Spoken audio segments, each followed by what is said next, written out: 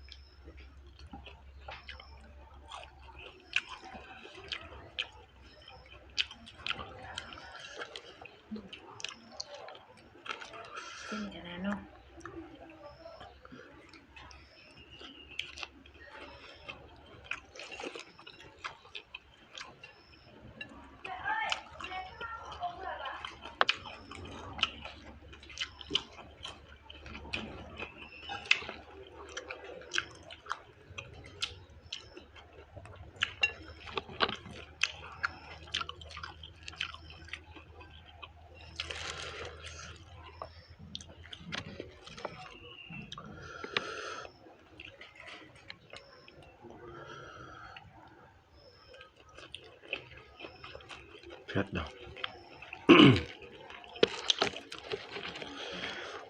เพชรน้ำหยอดดอกคาเอาบุรพาหรือเพชรอยู่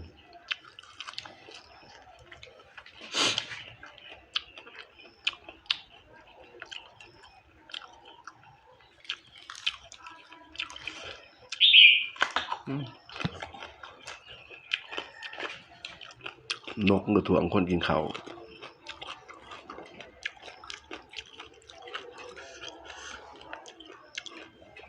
รายผมนี่ต้มน้ำมันขึ้นมือก่อน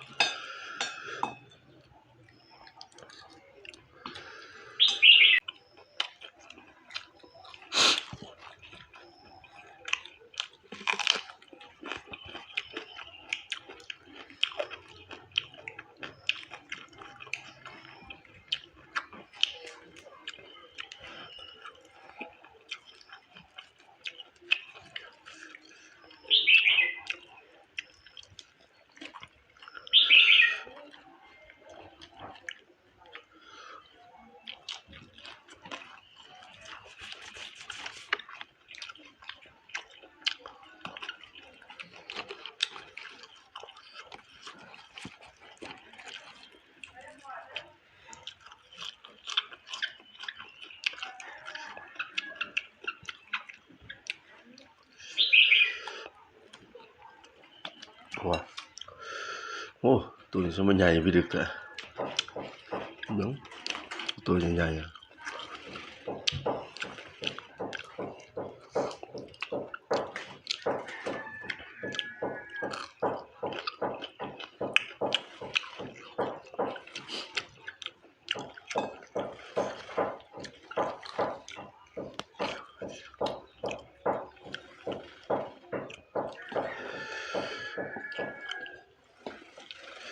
นกก็อาบน้ำแต่เช้าขนาดเลย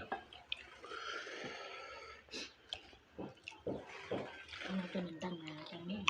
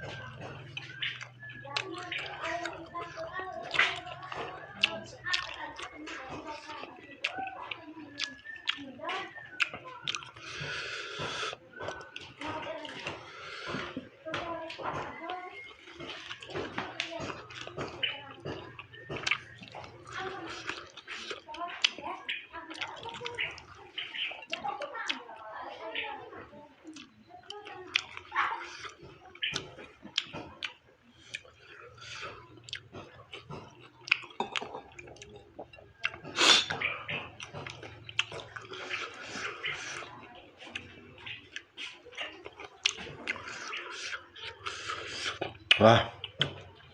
เผ็ด